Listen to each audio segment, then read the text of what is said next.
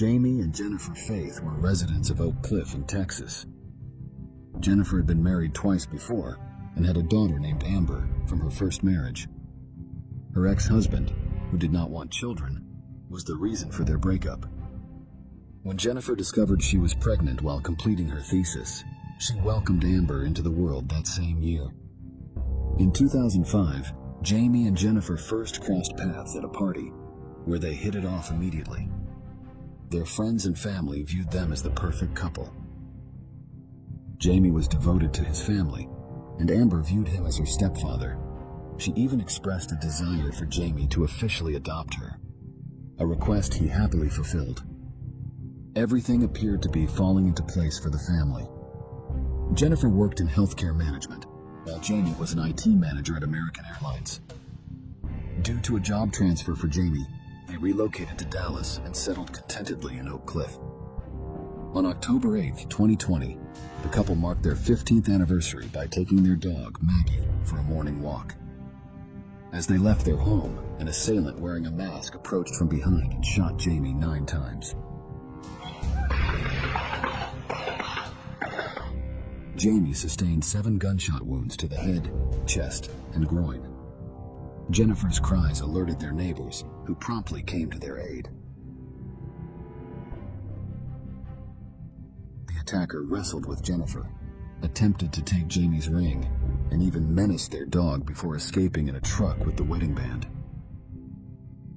The police responded swiftly, but sadly could not save Jamie, who succumbed to his injuries. Jennifer, in a state of shock, bore witness to her husband's brutal murder the day following their anniversary, leaving everyone bewildered by the senseless violence. The police, baffled by the motive and lacking leads, launched an investigation. Despite being the initial person questioned, Jennifer was unable to shed light on the violent act. Jamie, a man with no known enemies, became one of the many unresolved homicides in Dallas in 2020, where over 200 cases were reported. The attacker's audaciousness and calculated risks hinted at a personal and intentional assault. Jennifer told the police that the assailant was a man who appeared quite burly, wearing a dark hoodie and a face mask. Another neighbor who came to help had also seen the attacker and confirmed Jennifer's description. The police only had minimal leads, including the use of a .45 caliber handgun and a sighting of the culprit fleeing in a black Nissan Titan. In a heartwarming display of support, a GoFundMe campaign was initiated to aid Jennifer financially. The community rallied together, raising over $60,000 to cover funeral expenses. Neighbors took turns preparing meals for Jennifer to ensure she felt cared for. That at some point, maybe this person can recognize the gravity of what they've done and feel some sort of guilt enough to come forward. After the murder, police... Detectives encountered no solid leads on potential suspects for the crime. Jamie's security camera captured dubious activity, showing a man on the adjacent vacant property on the evening preceding the attack, a match to Jennifer's description of the assailant. Robbery was ruled out by the police as they deemed the killing as a premeditated act. The police wanted to speak with Jennifer again and check her phone for more clues. Jennifer readily handed over her phone. What they discovered was intriguing. Jennifer had messaged a friend, admitting to an emotional affair with a man named Darren. However, there were no messages or call history between Jennifer and Darren on her phone. This led the police to investigate Darren's last name and location. They found Darren Lopez residing on a large rural property just outside Nashville. Local authorities learned he owned a black truck. This information was passed to the Dallas police, who used helicopters to confirm the truck's presence at Darren's property. Darren was promptly taken into custody, and his bank and phone records were confiscated. Despite no messages about Darren on Jennifer's phone, Darren hadn't deleted anything between September 20th and October 20th. Over 2,000 calls and hundreds of texts had been exchanged between Darren and Jennifer. Yet, there was complete silence on October 8th, the day Jamie was shot.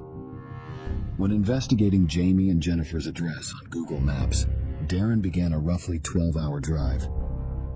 Credit card records revealed he had made stops at various gas stations for fuel and groceries along the way. Jennifer and Darren suddenly emerged as prime suspects in the murder investigation, prompting questions about their relationship. During high school and college, Darren and Jennifer dated, but they drifted apart when Darren completed his education and was deployed to Korea. Jennifer moved on and got married, while Darren started his own family, eventually having 4 daughters. However, he divorced his wife in 2018. According to his friends, Darren became increasingly isolated and began struggling with PTSD after his military service. In March 2020, Darren decided to reconnect with old acquaintances. He reached out to Jennifer through LinkedIn, confessing he had been following her on social media. Jennifer responded a few hours later, looking visibly surprised. The two then began an emotional relationship. Jennifer referred to Darren as her soulmate, while Darren was more reserved, often stating he didn't want to interfere with her marriage. Jennifer confided that things with Jamie were strained and lacked intimacy. Furthermore, Jennifer financially supported Darren by purchasing him a new television and giving him a credit card for expenses. By 2021, the police had gathered enough evidence to arrest Darren. On January 10th, Jennifer was taken into custody again and was instructed to message Darren, informing him that she would reset her phone to factory settings and delete the messages.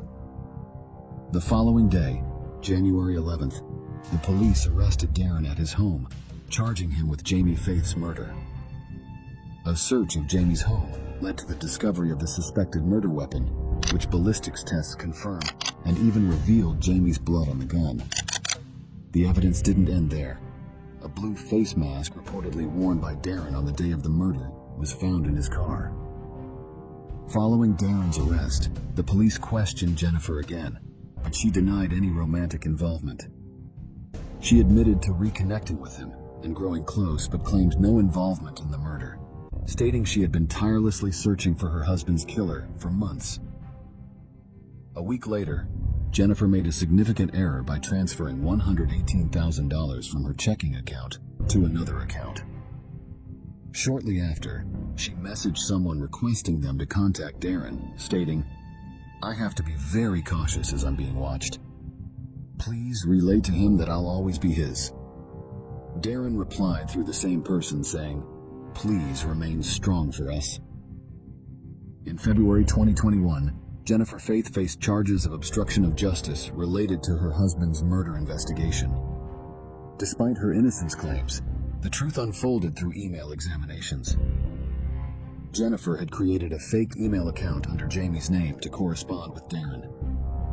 In these emails, Jennifer portrayed Jamie as an abuser, describing instances of sexual and physical violence. She sent purported photos of injuries to Darren, all either fabricated or sourced from stock photo sites. There was no evidence to support the abuse claims. However, Darren fell for the deception, responding to what he believed were messages from Jamie, stating, "I talk to her at night because she's scared of you. You give her nightmares. I will ensure her safety and do whatever it takes." In another email, Jennifer sent a photo of a wound on her neck, writing, "Enjoy knowing there's nothing you can do about this." Jennifer's unsettling tactics to capture Darren's attention aimed to manipulate him thoroughly. Surprisingly, Jamie discovered Jennifer's relationship with Darren, though he only learned about their messages, not the lies Jennifer had spun. In August, Jennifer confided in a friend about Jamie's deep hurt from her affair with Darren and her inability to carry on with it. Still committed to her agenda, Jennifer crafted another fake email address, posing as a friend who witnessed the abuse, pleading with Darren to rescue Jennifer. Subsequently, she called Darren using her phone, urging him to eliminate Jamie, stating she would perish if he didn't intervene. To make it appear as a botched robbery, Darren drove for 10 hours, sneaked into the side yard, waited for the perfect moment, shot Jamie, grabbed his ring, and then fled. The detectives were left stunned by the shocking revelations that emerged during the investigation. Meanwhile, Darren awaited his trial in prison. Jennifer penned a letter to Darren vehemently denying any deceit on her part and disavowing involvement in sending emails from fake accounts. Her legal team warned her about the potential of facing the death penalty if found guilty. Eventually, Jennifer had a change of heart, confessed to her role in the murder, and detailed the abuse she suffered at the hands of Jamie in a statement. However, her last-minute efforts failed to persuade the jury. Jennifer Faith was sentenced to life in prison for Jamie Faith's murder, with the judge branding her as pure evil during the courtroom proceedings. Additionally, Jennifer was ordered to pay $6,500 in restitution to Jamie's family and $250,000 while serving her sentence. Ironically, Jennifer claimed $200,000 of Jamie's assets, prompting detectives to describe her as spineless and exposing her selfish nature. Despite maintaining his innocence, Darren had his trial scheduled for July 2023. His legal team planned to argue that he was easily influenced due to PTSD and brain injuries manipulated by Jennifer. On July 1st, 2023, nearly 3 years after Jamie's death, the jury reached a unanimous verdict. Darren Lopez was found guilty of Jamie Faith's murder and was sentenced to 62 years in prison. Before we dive into our next story, if you could take a moment to hit that like button, it would mean the world to us. A single click for you is a huge boost of encouragement for us. Reena Virk was born on March 10, 1983, in Saanich, Canada. Her father, Manjit Virk, immigrated from India, while her mother, Suman, came from an Indo-Canadian family. Suman grew up on Vancouver Island and met Manjit in 1979 while visiting her sister, where Manjit was on vacation. The couple moved to the coastal suburb of View Royale and welcomed their first child, Reena, who was the oldest of 3 children. The Virk family was devout, belonging to the Jehovah's Witnesses, a restorationist Christian denomination distinct from mainstream Christianity. When Reena started elementary school, her parents noticed changes in her behavior. Their daughter had become irritable and argumentative. She frequently expressed dissatisfaction with her weight, but these thoughts were not her own. They were the result of bullying she faced at school. Reena struggled to connect with her classmates, who would stick gum in her hair and criticize her weight throughout the school day. In 1994, the Virk family decided to move and change Reena's school to put an end to the bullying. Initially, things improved, and Reena seemed to be socializing. However, during one of her outings, she encountered a group of kids smoking in a park and felt the need to connect with them. She longed to fit in with her friends who celebrated birthdays and holidays forbidden by her religion and envied their freedom to stay out late. Reena started running away from home frequently, which strained her relationship with her family. In the fall of 1996, a shocking event occurred when Reena alleged that she was sexually, mentally, and physically abused by her father. This led to her removal from her family home by the Ministry of Children and Family Development, placing her with her grandparents. Her father, Manjit, was arrested in 1997 awaiting trial, which deeply shocked his loved ones. Reena later moved to a foster family after feeling uncomfortable at her grandparents' home. Despite being in foster care, she still faced strict rules and a curfew. Realizing things weren't going as planned, Reena reached out to her family after a few months, admitted she had lied about her father, and charges were dropped. She was initially placed in a youth shelter before meeting a girl named Nicole Cook. Nicole had a charismatic personality that caught Reena's attention. However, over time, Nicole distanced herself from Reena due to her abnormal behavior and jealousy. One day, while Reena was at Nicole's house, she snooped through Nicole's phone and copied her contact list, reaching out to a few of the young people in it. Reena claimed that Nicole wasn't as beautiful as she seemed, that her eyebrows and breasts were fake, and that she had AIDS. When Nicole found out what Reena had done, she couldn't understand why she would do such a thing, and told her friends Kelly and Missy about it. The girls decided to come together and make a plan for revenge. Kelly, Nicole's best friend, immediately agreed to the plan. The other girl, Missy, believed that Reena had slept with her boyfriend and had been harboring resentment towards her for months. On Friday, November 14th, 1997, this trio and 6 other teens gathered in a park to drink alcohol and smoke marijuana. Reena, who knew the group but had never been invited to these gatherings before, was initially hesitant when Nicole invited her. At that time, Reena was living with a foster family, but often spent time at her own home. Reena had informed her family about the invitation, but they strongly advised her to stay home due to the late hour and cold weather. Despite their concerns, Reena insisted that she would only be out for a few hours. She made her way to Shoreline School Park where the teens were gathering, but trouble quickly ensued. One of the teens broke a window, prompting the police to arrive and disperse the group, who then relocated under the Craigflower Bridge. During her time at the park, Reena called her family to reassure them of her safety and estimated she would return in about an hour. However, some girls prevented her from leaving by linking arms with her and even taking her bus pass. Amidst the commotion, Nicole confronted Reena, accusing her of trying to ruin her life. The situation escalated as Nicole insulted Reena, physically attacked her, and even extinguished a lit cigarette on her forehead, leaving Reena in shock. Subsequently, 5 other girls and a boy joined in the assault.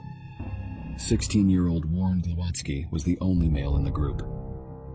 The brutal attack continued for over a minute until someone intervened, shouting, "Enough!" Reena was left on the ground bleeding, but none of the teens offered assistance. Instead, they chose to leave the scene. Nicole and Missy, needing to catch the last bus, departed, while Reena attempted to stand and make her way home. Tragically, Reena never reached home. Kelly and Warren pursued her, continuing the assault until Reena lost consciousness. They then drowned her in the nearby gorge waterway. When Reena did not return home that night, her family initially assumed she had stayed at her grandmother's place. However, the next morning, her mother realized Reena was missing and contacted Nicole and Missy. The girls denied knowledge of Reena's whereabouts and claimed they had not seen her the previous night. Consequently, Reena's family reported her missing to the police. By Monday, rumors of a girl's murder circulated at school, but the students seemed unaffected. A week later, the police arrived at Shoreline School and apprehended the 8 teens. On the outside, you often see this boastful, but once they're in front of a judge, that all kind of disappears, and you often see them. Nicole refused to give a statement, communicating solely through her lawyer, while Kelly immediately began cooperating. After the interviews, the police dispatched a dive team and a helicopter to the location Kelly disclosed to speed up the search. Tragically, Reena Virk's lifeless body was found washed ashore in Vancouver Island's Gorge Inlet. The official cause of death was established as forced drowning, as Reena's lungs contained over 20 pebbles, indicating she was alive when thrown into the water. 6 girls, including Nicole, faced aggravated assault charges for the initial attack that night. On November 21st, 1997, Kelly and Warren, who were only 15 and 16 at the time, were arrested. Prosecutors decided to try them as adults, publicly revealing their names. Warren Glowatsky was ultimately convicted of second-degree murder and sentenced to life in prison with the possibility of parole after 7 years. Throughout interviews and her trial, Kelly presented a starkly different account of events, claiming she always feared causing harm and accusing Nicole of the actual killing. The court proceedings took a total of 8 years, but finally, in 2005, Kelly Ellard was sentenced to life in prison. While in prison, she became a mother and is now living in a community-based facility, caring for her baby. The other 6 individuals were tried in youth court in February 1998. All 6 were found guilty of assault and received sentences ranging from 60 days to 1 year. Warren, now 43, was released on parole in June 2010 and prefers to stay out of the public eye. In 2008, Manjit Virk wrote a book titled Reena, A Father's Story, criticizing the legal system for removing Reena from their home. The book chronicles Reena's life, her brutal murder, and the struggles she faced during the years of bullying.